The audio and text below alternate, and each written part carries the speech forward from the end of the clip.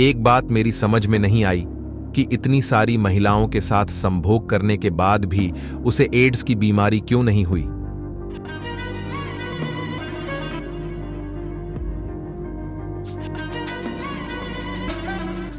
जी हां, यह बात 100% सत्य है। अगर गुलामी के समय की बात की जाए तो वह समय आम लोगों के लिए काफी दर्दनाक था। उस समय गुलामों का जीवन जानवरों से भी बदतर था, और अगर उनके इतिहास को उठाकर देखें तो उसमें आपको क्रूरता, बर्बरता और जिल्लत भरी मौत के अलावा कुछ भी नहीं दिखेगा। तो आपको बता दें कि गुलामी के समय में यह स्थिति विश्व के किसी एक हिस्से में नहीं, बल्कि विश्व के कई हिस्सों में रहने वाले लोगों की थी, फिर चाहे वह भारत हो या फिर अमेरिका। हालांकि असल में गुलामी अफ्रीकी मूल के वासियों के लिए किसी श्राप से कम नहीं थी। गुलामी के समय में सबसे अधिक खरीद फरोख्त इन्हीं लोगों की हुई थी, और यही वजह है कि आज के समय में आपको दुनिया के हर कोने में ब्लैक अफ्रीकी लोग देखने को मिल जाएंगे। हालांकि अगर इतिहास के पन्नों को बारीकी से खंगालें तो आपको पता लगेगा कि इनका मूल निवास अफ्रीका ही था। दरअसल जो लोग इन गुलामों को खरीदते थे वे उनसे हर तरह का काम करवाते थे, जिसमें कई ऐसे काम भी शामिल होते थे जिसके जरिए इन्हें काफी जलील भी किया जाता था। हालांकि आज हम आपको एक ऐसे ही गुलाम के बारे में बताने वाले हैं जिसने गुलामी के समय में अपने मालिक के लिए करीब 200 से अधिक बच्चे पैदा किए थे, और इस कहानी की तरह ही उसका नाम भी काफी रोचक है।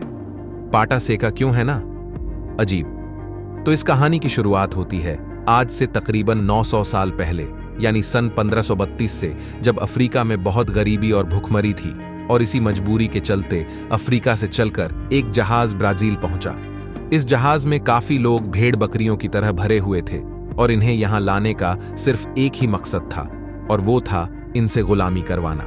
सन 1532 से शुरू हुआ यह सिलसिला लंबा चला, शायद आज भी देश के किसी कोने में चल भी रहा हो, और तभी से तकरीबन 1 करोड़ इंसानों की खरीद फरोख्त हुई।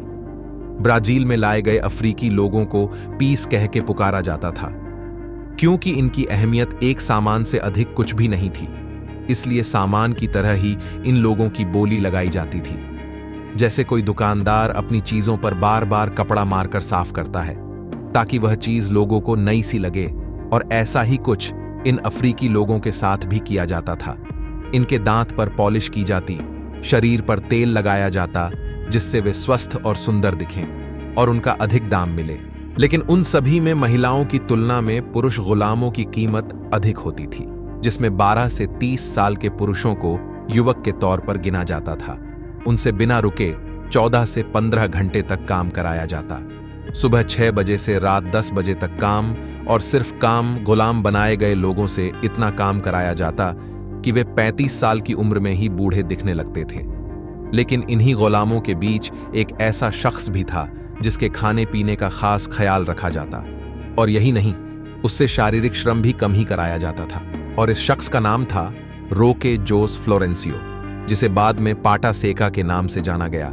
वैसे तो पाटा सेका दिखने में काफी बलशाली था, पर था तो एक गुलाम ही। दरअसल पाटा सेका को 19वीं सदी में अफ्रीका महाद्वीप में स्थित ब्राजील देश के एक जमींदार ने अपना गुलाम बना लिया था। बताते हैं कि पाटा सेका की लंबाई तकरीबन 7 फीट 2 इंच थी। वह शारीरिक तौर पर भी काफी बलशाली था। दरअसल पाटा सेका के हाथ और पैर काफी लंबे और पतले थे। उस समय में यह माना जाता था कि जिन पुरुषों के हाथ पैर पतले और लंबे होते हैं उनसे लड़के ही पैदा होते हैं, लड़कियां नहीं। उसके बारे यह भी कहा जाता है कि वह करीब 130 सालों तक जिया था। अपने इस लंबी जिंदगी में पाटा सेका ने केवल अपने मालिक के लिए गुलामी की, और गुलामी के दौरान उनके लिए सिर्फ और सिर्फ बच्चे पैदा करता रहा। इसी वजह से उसका एक और नाम पड़ गया था, और वो था ब्रीडर पाटा साका। दरअसल गुलामी के समय में अफ्रीकी गुलामों की खरीद फरोख्त दुनिया में सबसे अधिक की जाती थी। दुनिया भर के रईस लोग इन गुलामों को खरीदते थे और अपने मन मर्जी के मुताबिक अपने काम करवाते थे। गुलामों की खरीद के दौरान गुलाम की लंबाई और उसकी ताकत के अनुसार उनकी कीमत तय की जाती थी। रईस लोग इन गुलामों को खरीदने के लिए मोटी रकम खर्च किया करते थे। ऐसे में पाटा सेका भी काफी ताकतवर था और उसकी लंबाई भी काफी अच्छी थी। पाटा सेका का मालिक उसे ब्रीडर के नाम से बुलाता था, क्योंकि पाटा सेका द्वारा पैदा किए जाने वाले बच्चे भी ताकतवर होते थे, जिन्हें बेचकर अच्छी कमाई की जा सके, जिसके लिए पाटा सेका की नियमित जांच भी होती थी। उसे अच्छा खाना खिलाया जाता था। बिल्कुल एक जानवर की तरह ही उसे ब्रीडर के रूप में काम पर लगाया गया। बता दें कि पाटा सेका ने गुलामी के दौरान अपने मालिक के लिए करीब 200 से अधिक बच्चे पैदा किए थे। पाटा सेका ने अपनी पूरी जिंदगी में कितनी महिलाओं के साथ शारीरिक संबंध बनाए, इस बारे में तो कोई सटीक जानकारी उपलब्ध नहीं है। हालांकि एक अनुमान के मुताबिक उसने 200 से अधिक बच्चे पैदा किए थे, जिन्हें बाद में बड़े होने पर गुलामी अपने पिता से विरासत में मिली। जैसे आज के समय में हम लोगों को विरासत में बाप दादा की जमीन जायदाद मिलती है, वैसे ही जी हां, आगे चलकर पाटा सेका के बच्चे भी उसी की तरह गुलाम ही बने। कुछ को लाभ के लिए बेच दिया गया और बाकियों को अपने मालिकों के बागानों में मेहनत करने के लिए मजबूर किया गया।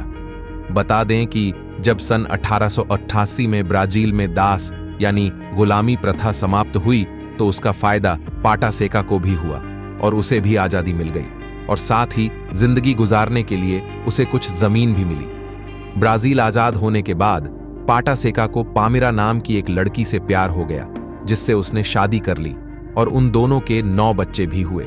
जमींदार से मिली जमीन पर उसने खेती कर अपने परिवार को पाला और सन 1958 में 130 साल की उम्र में पाटा सेका की मौत हो गई।